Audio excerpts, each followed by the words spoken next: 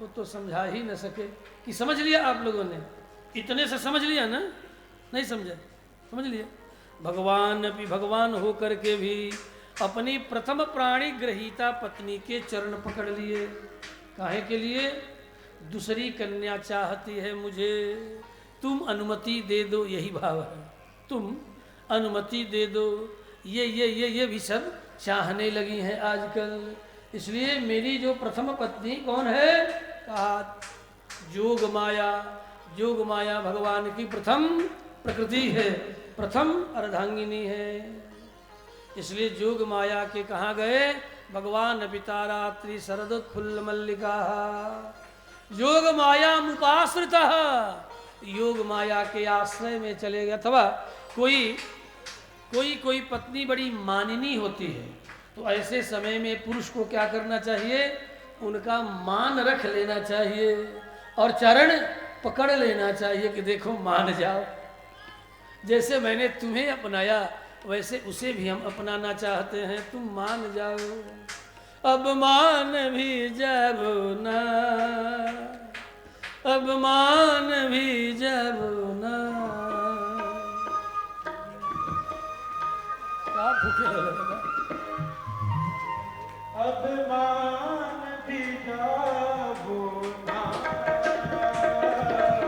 अब मान भी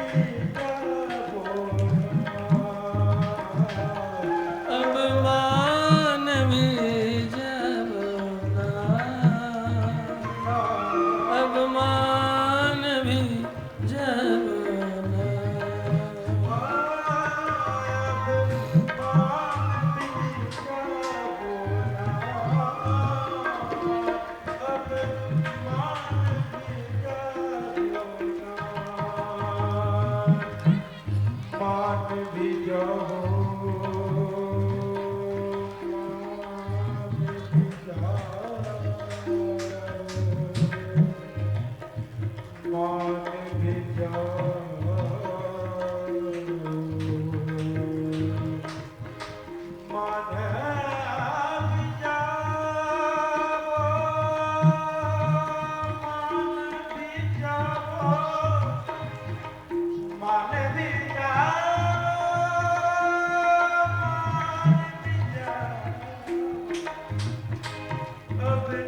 मान भी जब ना,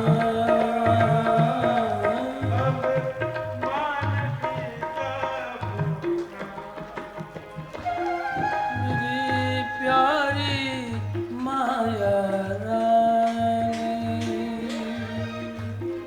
मेरी प्यारी माया रानी, मैं शरणागत हूँ रे।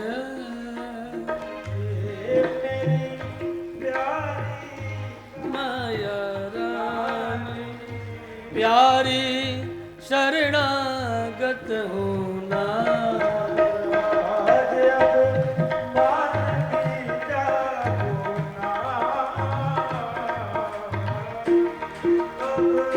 मान भी जाओ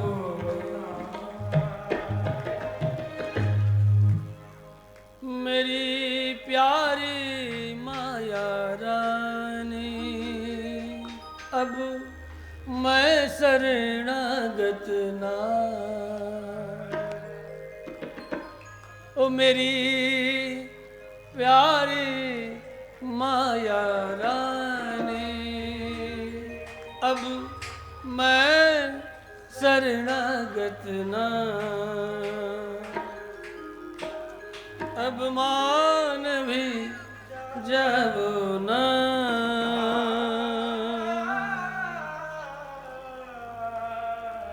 अब मान भी जब ना। वीक्षरन्तुं मनश्चक्रे, माया रानी मान गई। वीक्षरन्तुं मनश्चक्रे, तो एक मन बुलाया, एक मन बनाया। परमात्मा ने प्राकृत मन बनाया, क्योंकि इनके पास अप्राकृत मन है। प्राकृत मन बनाया, प्राकृत गोपियों से रमण के लिए। जो इनके पास पहले वाला मन है वह मन तो अपनी अप्राकृत रानी भगवती माया को समर्पित कर चुके हैं। एक मन तो आपको दे चुका हूं, इन सब को स्वीकार करने के लिए एक मन और बनाना पड़ेगा। इसलिए मनश्चक्रे मन बनाया। कौन सा मन बनाया? का गोपियों का जैसा मन था वैसा मन बनाया। गोपियों का कैसा मन है? कहा प्राकृत मन है गोपियों का, इसलिए कृष्ण ने प्राकृत मन बनाया। प्रकृति से उत्पन्न होने वाले मन को बनाया और बना करके कहा अब तो हम आपके शरणागत हैं, भगवान होकर के हम आपके चरण पकड़ रहे हैं, मान जाओ और मुझे अनुमति दो। ये गोपियां मेरी अनन्या है, मनस्का है, मुझ में मन वाली है, इन सबको सिद्धि का मैंने वरदान दिया है। यातावला व्रजम सिद्धा, अरे सिद्ध गोपियों जाओ, आपकी कामना अवश्य पूर्ण होगी। इसलिए गोपियों को मैंने पहले ही वरदान दे दिया है, आप मान जाओ। चरण पकड़ लिया कृष्ण ने, तो माया रानी मान ही नहीं गई। उठने की बात तो दूर है, मान ही नहीं गई, बल्कि कहा इन गोपियों का मैं भी सहयोग करूंगी, जिससे आप इन्हें प्राप्त हो सकें और आपको ये प्राप्त हो सकें, परस्पर एक दूसरे से मिल सकें, एक दूसरे को प्राप्त हो सकें। मैं इसमें सहयोग करूंगी, योग करूंगी, आप मेरा उपयोग करें। भगवान कृष्ण प्रसन्न हो गए। किस पर? माया पर। किस माया पर? योग माया। या गमयति प्रापयति, जो जीवात्माओं को प्राप्त कराती है, परमात्मा के चरण के निकट ले जाती है, ऐसी माया का नाम है योग माया। जो दुख नहीं देती, जीवों को सुख देती है, भगवत लोक प्राप्त करा के, भगवत धाम प्राप्त करा के, भगवत सानिध्य प्राप्त करा करके।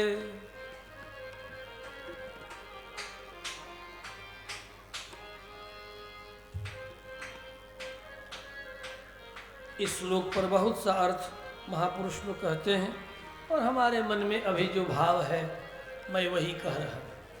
बहुत से महापुरुषों के चरणों का आश्रय लिया है, और जब जैसी रघुपति कर रही तब तैसी क्षण हो, जब जैसी वो प्रेरणा करते हैं वैसा भाव व्यक्त करता हूँ। एक दो भाव तो है नहीं, सैकड़ों सैकड़ों भाव महापुरुषों ने गाया है, कहा है। उसमें से कुछ एक भाव, रंतुम मनश्चक्रे, इन समस्त जीवों को सब कुछ देने के लिए मनश्चक्रे मन बनाया, अर्थात संकल्प किया और बंसी बजा दी। तदोडुराज है निशम्य गीतम तदनंग बरधनम, बंसी बजाते ही गोपियों का चित्त अपने बंसी के नाद से पकड़ लिया, और ये जो गोपी जहाँ है वहीं से खींची चली आ रही है। कोई भी गोपी चल कर के नहीं आती। एक गोपी अपने पति को परस्पर के खिला रही थी, खिलाने की क्रिया हो रही है और बंसी के स्वर ने खींच लिया।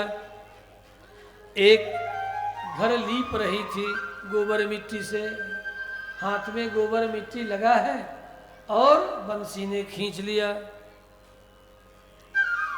एक गाय दूह रही थी, दूहने की क्रिया हो रही है और बंसी ने खींच लिया। एक दूध चूल्हे पे रख करके गर्म कर रही थी और चला रही थी कलछी से, यही दूध जल न जाए, चलाने की क्रिया हो रही है। इतने में बंसी ने पकड़ के खींच लिया। बंसीश्वर ने एक अपने आंख में अंजन लगा रही थी, एक आंख में अंजन लगाई, एक में लगाने जा रही थी, ये क्रिया हो रही है, तब तक बंसी ने पकड़ के खींच लिया। एक वस्त्र पहन रही थी, नीचे का वस्त्र पहन लिया, अब ऊपर की सारी पहन रही है, सारी अभी कमर में खस पाई, जब ही आंचल ऊपर की ओर डाल रही, इतने में बंसी बज गई, बंसी ने खींच लिया।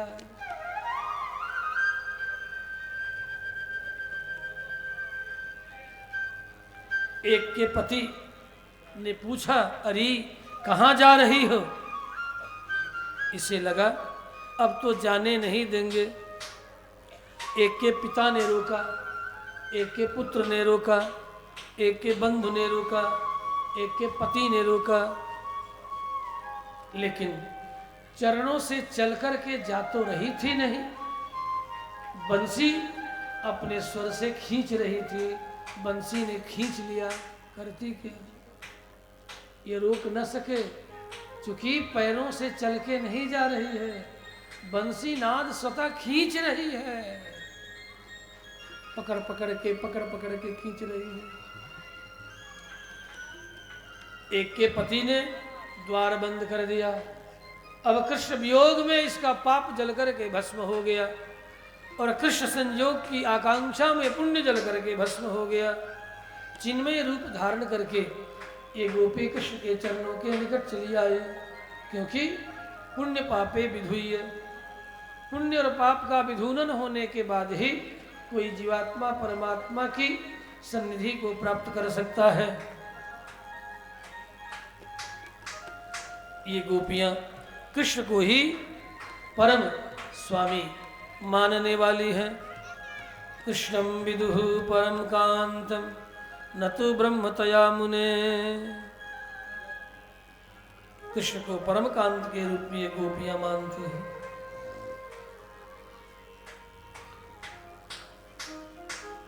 ब्रह्म के रूप में नहीं, परम पति के रूप में। गुणों के प्रवाह में पड़ी हुई ये गोपियां परमकांत के रूप में भगवान कृष्ण को मानने वाली कृष्ण के चरणों के निकट झुंड के झुंड चली आई। मुनिवर सुखदेव ने परीक्षित से कहा, हे राजन, भगवान के प्रति भाव कोई भी हो,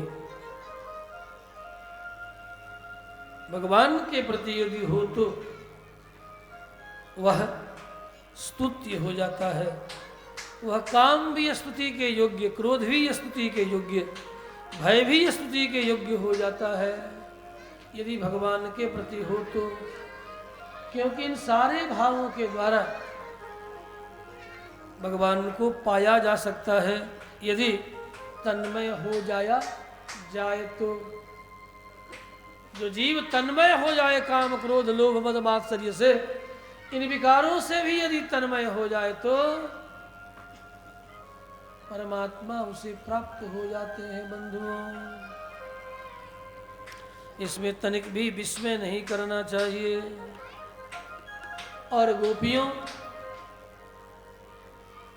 का प्रेम ही कहीं कहीं काम के रूप में स्मरण किया गया है। प्रेमैव गोपरामाणा कामित्यगमत् प्रथा। भगवान कृष्ण ने गोपियों का स्वागत किया, दोनों हाथ उठा करके कह रहे हैं, अरे गोपियों, आप सबका स्वागत है। देखते ही देखते अपना पीताम्बर डाल दिए, आओ बैठो, कहो इस रात में, अर्धरात्रि में आप सब कैसे आए? आधी रात है, चांदनी छिटक रही है। गोपियों ने कहा, हे नाथ, हम आई थोड़े, आपकी बंसी ने हमें पकड़ करके यहाँ तक खींच करके लाई। पादौ पदम न चलता है, चल करके पैरों से आपके पास नहीं आई। पहले तो भगवान इन गोपियों को कहते हैं, कृष्ण जाओ, लौट जाओ, आप आई, स्वागत है। बड़ी भागे भागे आ रही हो। ब्रज में कोई आपत्ति विपत्ति हो गई क्या? किसी की मृत्यु हो गई क्या? किसी का हार्ट अटैक कर गया क्या? सब कुछ ठीक ठाक है तो? ये घोर रात्रि है, अनेक हिंसक जंतु इधर उधर भ्रमण करते हैं। आप सब लौट जाओ, बहुत देर नहीं रहना चाहिए। माता पिता भाई बंधु ढूंढ रहे होंगे। मैंने शोभा देखने आई, ठीक है देख लो, देख कर चली जाओ। जाओ, पति पुत्र भाई बंधु ढूंढ रहे होंगे, बेटा रो रहा होगा। जाओ, अपने अपने पतियों की आराधना करो, आज्ञा का पालन करो, क्योंकि पति की सेवा करना स्त्री का सहज कर्तव्य है, कपट छोड़कर।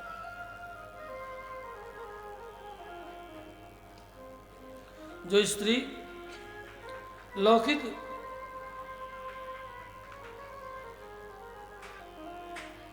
फलों को प्राप्त करना चाहती है, पति कैसा भी हो उसका त्याग नहीं करना चाहिए। दुःशीलो दुर्भगो वृद्धो जड़ोरोग्य धनोपि वा पति स्त्रीभिर्नहातव्यो लोकेप्सुभिः। यदि पति पातकी नहीं है तो लोकांतर की कामना है स्त्री के मन में, और पति भी पातकी नहीं है तो, यदि पातकी है तो त्याग करने में कोई दोष नहीं। पातकी पतित, पतिते पति लिखा है कि पति यदि क्लीब हो, पतियों को अच्छा नहीं लगेगा लेकिन धर्मशास्त्र की बात तो कहूंगा ना, छोड़ूंगा थोड़ा। पति यदि क्लीब हो अर्थात नपुंसक हो, उसमें पुरुषत्व न हो तो त्याग कर देना चाहिए। हंसो मत, धर्म की बात है, सुनो गुनो। पति यदि नपुंसक है तो उसका त्याग करने में कोई दोष नहीं है। पतिते क्लीबे, पतित हो क्लीब हो। पतित मतलब अविधि पूर्वक दुराचारी हो, अविधि पूर्वक। और यदि विधि पूर्वक 8 प्रकार के विवाहों में किसी भी प्रकार के विवाह के द्वारा किसी कन्या का संग्रह किया है तो पतित नहीं है। लेकिन लिखा है अमायया, यह मायया, कपट से रहित। कपट करता है, कपटी है, एक से विवाह कर लिया है और दूसरे पर डाका डाल रहा है, पत्नी से छिपाता है तो पतित है। और यदि पतित है तो उसके त्याग में दोष नहीं है। इसलिए कहते हैं लोके सुभी, लोकांतर की कामना करने वाली जो स्त्री है, यदि पति पातकी नहीं है तो चाहे वो धनहीन हो, चाहे वह शीलहीन हो, चाहे वह वृद्ध हो, चाहे वह मूर्ख हो, चाहे वह रोगी हो, त्याग मत करना। लेकिन यदि पातकी हो तो त्याग कर देना। नपुंसक हो तो त्याग कर देना। अधिकार दिया है, इतना परतंत्र नहीं बनाया है स्त्रियों को पुरुष के।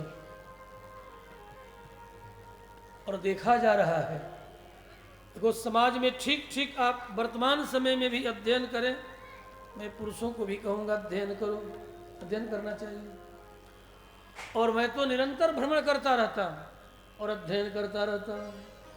हमने अनुभव किया है, संयोग से सुंदर कुल में सुंदर पति की प्राप्ति हो गई, लेकिन पति ठहरा नपुंसक, तो उसकी स्त्री व्यभिचारिणी हो जाती है। पक्का है, और ये मैंने अनुभव किया है, सुना है, नाम न रखूंगा, सुना। पति नपुंसक है, पत्नी व्यभिचारिणी हो गई। ऐसी ही स्थिति में नपुंसक पति का त्याग कर पुनः उसका विवाह का विधान है। वैसे कुछ प्राचीन स्मृतिकार, धर्मशास्त्रकार ऐसी स्थिति में भी विवाह की अनुमति नहीं देते, लेकिन भारतांतवी स्मृतिकार ने विवाह की अनुमति दिया है। अन्यथा वह वर्ण सांकर्य का कारण बनेगी, वर्ण संकर संतान उत्पन्न करने के लिए विवश होगी। क्योंकि परमात्मा ने सबसे पहले प्रकृति में किसे उत्पन्न किया है? काम को उत्पन्न किया है। स अकामयत प्रजा सृजयेति, मैं प्रजा की सृष्टि करूंगा। इसलिए परमात्मा ने सबसे पहले, परमात्मा के प्रथम पुत्र का नाम है ब्रह्मा नहीं, काम। काम उसका प्रथम पुत्र है। देखो, धर्म का अर्थ है विज्ञान, धर्म का मतलब है कर्तव्य, धर्म का अर्थ है ठीक ठीक बोध, अबोध नहीं, अज्ञानता नहीं, कपट नहीं, छल नहीं, ठीक ठीक बोध का नाम ही धर्म है। इसलिए सुखदेव मुनि साक्षात भगवान कहते हैं, लोकेप्सु भी अपातकी पति। यदि पति अपातकी है, पातकी नहीं है तब,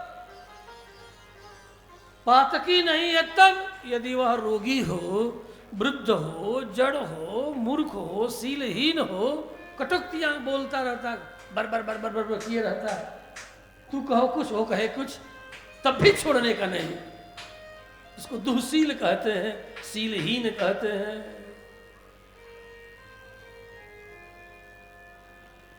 दुःशीलो दुर्भगो, भग अर्थात ऐश्वर्य, ऐश्वर्य से रहित है। पहले तो लड़का को दिखा दिया गया, नाना तरह की बातें कह दी गई, और अपने भाई बाबा की संपत्ति भी लड़के की ही संपत्ति कह करके अच्छे घर की कन्या को ला करके डाल दिया गया। और यहाँ आने के बाद कन्या को पता चला, अरे इसके ये तो महादरिद्र है, महादरिद्र है, इसके पास कुछ भी नहीं है, ये तो झूठ बोल करके इसके बाप दादों ने हमारी बेटी से विवाह करने के लिए विवाह करा दिया। और यहाँ आने के बाद पता चला कि ये तो महाभारी दरिद्र है, दुर्भगा, भग रहित है, अर्थात ऐश्वर्य से रहित है। तो ऐसी स्थिति में क्या करें?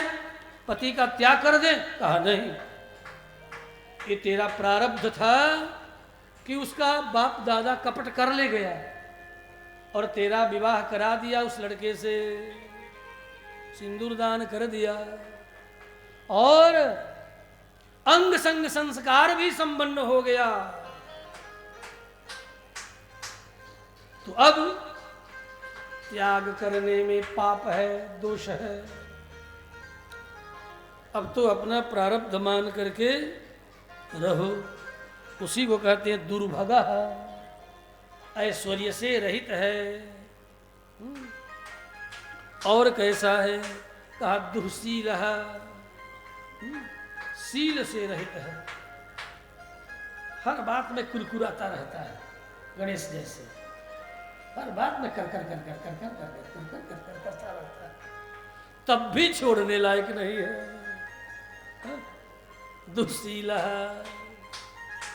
का और कैसा? कहा वृद्धा। देखो, कन्या से पुरुष की उम्र कितना अधिक होना चाहिए? चलो आज बता दूं।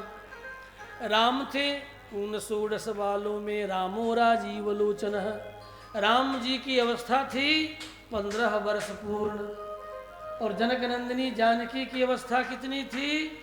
6 वर्ष की थी, 6 वर्ष की।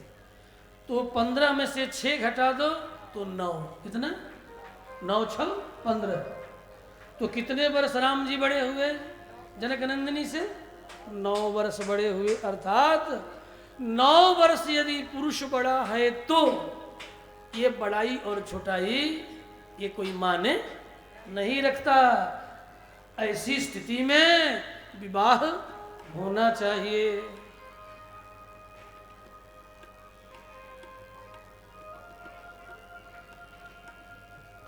देखो, कलियुग में एक और शादी का वर्णन बताता हूं। ठाकुर रामकृष्ण परमहंस,